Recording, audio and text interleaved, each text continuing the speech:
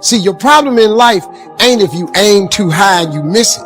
Your problem in life is if you aim too low and you hit it. That's, you messed up now. So when you aim to the moon and you miss, you still amongst the stars. So it kind of keeps you motivated a lot longer, man, to help you push through. Because everybody's gonna have to have a push through moment, because everybody has a turn back moment. The key to making it is you can never turn back. See, God is always coming. See, look, man, when you ask God for something, God boxes it up, put your name on it, and he ships it the day you ask for it. Soon as you ask for it, he ships it. The problem with the package is he never tells you the date that it's going to arrive. If he did that, it would destroy the one element that he requires, your faith. So God sends your package, but he only delivers to Faith Street. If you step off of Faith Street and you go over here to I Don't Believe It Boulevard, he don't ship there. If you step over here to I Don't See How Avenue, he don't ship there. If you step over here to Ain't No Way Circle, he don't ship there. The package only goes to Faith Street. What happens to the average person is that when the package arrives and you ain't on Faith Street, it's just like the post office and FedEx, UPS. If you ain't there, the package got to go back. You know how many packages you got in heaven with your name on it that got sent back? This is real talk, man. This is how it works. Being successful, y'all, is not a magic trick. You have to learn the principles of success. You can be successful at anything. You really can, man. I don't have no education. I'm not really like school smart, none of that. And I got a lot of people work for me, got degrees.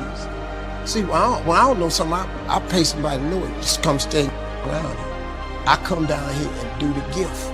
I keep telling the jokes. I'm telling you, God has an incredible life for you. All you got to do is ask him for it. Be willing to put in the work. The capacity to strengthen and increase your hunger is the one common denominator amongst the most successful people. Richard Branson's a good friend of mine, and Peter Guber, Steve Lynn, all these guys, they've never lost their hunger. Most people are hungry to achieve a certain amount, make a certain amount of money, and then they get comfortable and relax, or they get a certain level of fitness and then they relax. But, Richard is as driven today as when he was 16 years old starting. I mean, he's like on fire, and he's 65 years old. Warren Buffett is 85 years old. He's as driven today as when, he began the journey, right? And so people that have that hunger, I believe intelligence, I love people that are wickedly smart. And I work to be wickedly smart by educating and training myself and so forth and training my brain. But there's a lot of intelligent people can't fight their way out of a paper bag, right? Hunger is the ultimate driver, because if you're hungry, you can get the strategy, you can get the answer. If you can't model it, you can find it. Another guy I interviewed is a man named Kyle Bass. Kyle Bass took $30 million, gathered money together, a lot of money, but other people's money, turned into $2 billion in the middle of the subprime crisis. That's a very big return. You can say that in 2 years, right? Oh my God. So I'm like, how did you do this? It's historic. There's several books you read and they open up the chapter, and some of the most historic books written recently. The gentleman who wrote Flyboys also wrote one of the books and starts out talking about Kyle Bass doing this incredible piece. It's like being there with him. But the way he did it was he risked 6 cents to make $1, and he just leveraged that up. Wow. So he could be wrong how many times and still break even? 15, he could be wrong 15 times and make money. So, but he's also smart as hell. He looked at things, he evaluated things. It's more detailed than I explained in the book, but the core they all have in common is they risked for valuable returns. And I say to you, there's more in you right now than's represented in your bank account. There's more in you right now that's being reflected by your life right now. Your life is not a true reflection of your potential. You have greatness within you. And what's exciting about you and your business is you've now got the way. Whether you use it or not is up to you. Whether you cash it in or not is up to you. Whether you make a fortune or just a little, that's all up to you. Each person's ambition, it's called the same marketing, the same product. These products are the same for everybody here. The marketing system is the same. The difference is each person's philosophy and each person's individual ambition. But whatever your ambitions are, now you've got the ways and means. And here's what you've got the ways and means to do. Serve as many people as you would like. Now here's what's exciting about recruiting. With what you're involved in here, you can directly and indirectly affect the lives of dozens of people. Some of you are going to directly and indirectly affect the lives of hundreds of people. And some of you, if you wish, can directly and indirectly affect the lives of thousands of people. And the pay is accordingly. If you affect a few, you earn that pay. If you affect the many, you earn that pay. But the secret is found in the Bible. Service to many leads to greatness. Now, John Kennedy said it in his inaugural speech. Here's what he said: don't ask. Don't we wish that was the current political philosophy? Where is John Kennedy and his philosophy? John Kennedy said, don't ask. That's important if you understand philosophy. He said, don't ask what the people can do for you. Don't ask what the country can do for you. Don't ask what the government can do for you. That's not how you get rich. That's not how you have high self-esteem. That's not how you get trophies to put on the mantle above the fireplace, asking what the people can do for you. Don't ask, he said, what the people can do for you, but ask, what could I do for my country? And the country means the people. What could I do for the people? I want trophies. I want recognition. I want high self-esteem. I would even like a chance to make a fortune. John Kennedy said it's easy. Don't ask what the people can do for you, but ask, what could I do for the people? Could I directly and indirectly serve many in my country? Now, Zig probably said it best. Zig says money isn't everything, but it ranks right up there with oxygen. Zig says, my dentist told me, Zig, only floss the teeth you want to keep. You know, forget the rest. But here, Zig is famous for this now. This is one of Zig's philosophies, and it goes right along with the other two, the Bible and John Kennedy. Here's what Zig says: if you help enough people get what they want, you can have everything you want. If you help enough people get what they want, you can have everything you want. Now, wanting everything you want, we call that self-interest. But it's okay to have self-interest if you do it in a positive way. By helping enough people get what they want, you can have everything you want. Now, you can accomplish all that by learning this next skill called recruiting. And I learned it, and it made me fortunes. So now I've got 3 skills: milking cows, making sales, and recruiting. Here's the next skill I learned that paid big money: organizing. Once you got a few, get them to work together, see, and that's magic. Getting people to work together is magic. Now, yes, it's challenging, like having several members of your family. Getting them to work together is challenging, but it's magic. Getting husband and wife to work together is challenging, but it's magic when it happens. But everything magic is challenging. You just got to jot that down. Everything magic is challenging. But once you figure out the challenge and go for it, then the magic occurs. Let me tell you how magical people working together is. Let me quote the Bible again. It says, if 2 or 3 agree on a common purpose, nothing is impossible. Just try that on for your mental size. If 2 or 3 agree on a common purpose, nothing's impossible. Everybody's looking for a challenge. Here's what I teach, especially the kids. Here's the best challenge in the world. Let's go do it. Not you go do it. Let's go do it. If 2 or 3 of us decide on a common purpose to do it, nothing's impossible. Incredible. Working together, organizing. Now, when everybody's an independent, now it's a little more challenging. Like having kids, they've each got their own opinions. They've each got their own ambitions and desires. When we're suffering and sacrificing, we wonder whether it's worth it. We wonder whether we're supposed to. We wonder whether sacrifice or setbacks or suffering is a sign it's not our real dream, don't we? See, at the gym, you'd never think, oh, I'm going through some pain and discomfort. This must be a sign I shouldn't be at the gym. You'd never think that. It goes with the territory. Everyone knows this. Build a bicep or a tricep or a chest or legs. You have to break it down, suffer and sacrifice for it to grow. So while it's happening, there's no part of you that says, this isn't right. In fact, the indication of the pain and sacrifice and sweat, don't you feel better at the gym? You're like, wow, I really sacrificed today. I really suffered. So in that area, we all know to the extent we suffer and sacrifice is to the extent we grow. And your body is a metaphor for the rest of your life. But the rest of our life, every time we sweat, every time we sacrifice, every time we suffer, we don't do what we do at the gym. We start saying, well, wait a minute. Maybe I'm not supposed to be doing this. Maybe I'm not cut out. Maybe it's not my destiny. Maybe I just can't do it. It's the most unbelievable, ridiculous conclusion we draw, but it's what everybody does, which is another form of distraction, is doubt. The coins flip on each other all the time, don't they? Another form of distraction is just doubt, and doubt comes from the suffer. It comes from a loss. It comes from fear. It comes from the sacrifice. And so just remember this. You're supposed to suffer and sacrifice. So let me ask you a question. What are you willing to risk in order to make your dream come true? Nothing ventured, nothing gained. You're going to take a risk. Maybe it's financial.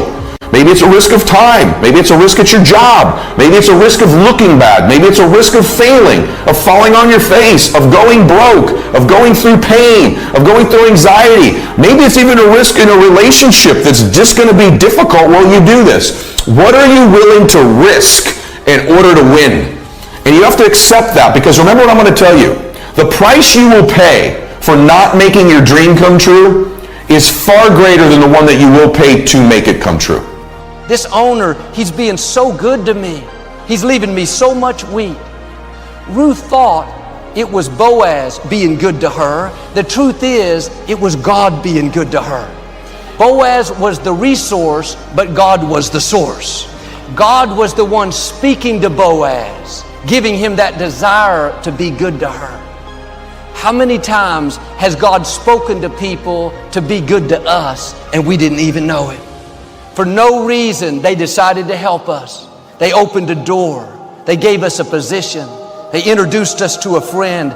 They were a resource that the source was using. And the longer I live, the more I recognize God's goodness in my life. Things that I thought were a coincidence, I thought were people just wanting to be good to me, I realize now it was the source. Doors that opened that you couldn't open. Somebody decided to give you a good break. You were at the right place at the right time, met that person and fell in love. That wasn't a coincidence, that was the source. That person that put in a good word for you, you got the promotion. You weren't lucky, that was God speaking to them like He spoke to Boaz. Every good thing comes from our Father above. They may not have even known it was God speaking to them. They just suddenly had a desire to be good to you, to stay late and introduce you to the client, to waive the policy and put the loan through. Are you recognizing the source? Are you thanking God for every good gift? Do you realize you wouldn't have waken up this morning without the source? You wouldn't have air to breathe without the source. Your eyes wouldn't see without the source. You wouldn't have that person to love without the source. Don't get so caught up in the resources that you forget it's the Most High God working in your life. It's God protecting you from that accident. It was God healing you from the cancer. Not just the medicine, it was the source. When you look back over your life, nothing was a coincidence. There were no lucky breaks. What you thought was just Boaz being good to you, leaving you handfuls on purpose, that was the hand of God, the source working behind the scenes, telling them to be good to you. When we were trying to acquire this facility, the former Compact Center, it was owned by the city. So we had to get the city council members to vote to approve it. I had never been involved in any kind of politics and convincing council members. This was way out of my expertise. Someone randomly introduced us to a man that had been in city politics his whole life. He had worked for different mayors for many years. He wasn't the typical white-collar professional that you might envision. He was kind of rough. He liked to party, he liked to drink, didn't always use good language, but for some reason he really liked us. He really wanted us to get the building. He went overboard to make things happen. He used his favor, his influence to sway people. Early on, there was a council member that was against us. He said, "Joel, don't worry, he'll vote for us. He owes me." I didn't ask for any details. Been in church his whole life, but he was doing all he could to help Lakewood get the building. I realize now that wasn't just him deciding to help us, him just deciding to do a good deed. He was a resource that the source was using. He may not have even known that was God speaking to him. After we got the building, he came to a service. Years later, he was being interviewed about the process and about why he had helped us. He said, "I don't go to church. I went to Lakewood one time and I don't like the circus." He referred to us as the circus. And yes, our services are fun and exciting. And in a few minutes, the elephants will be coming out.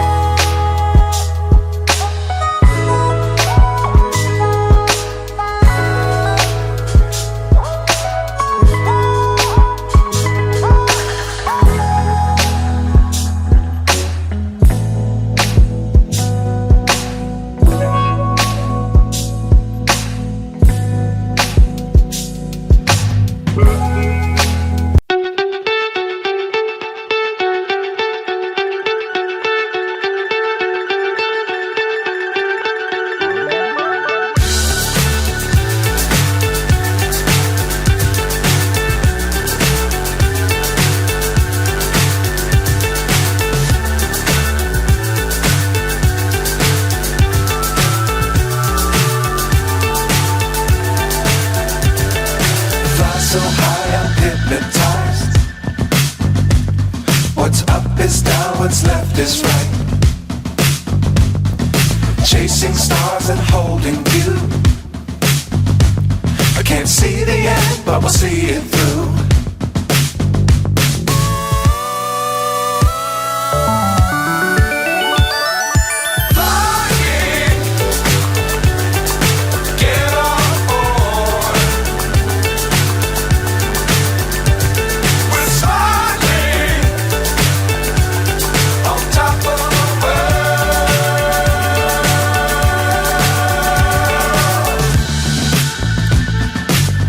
Times don't fly too high.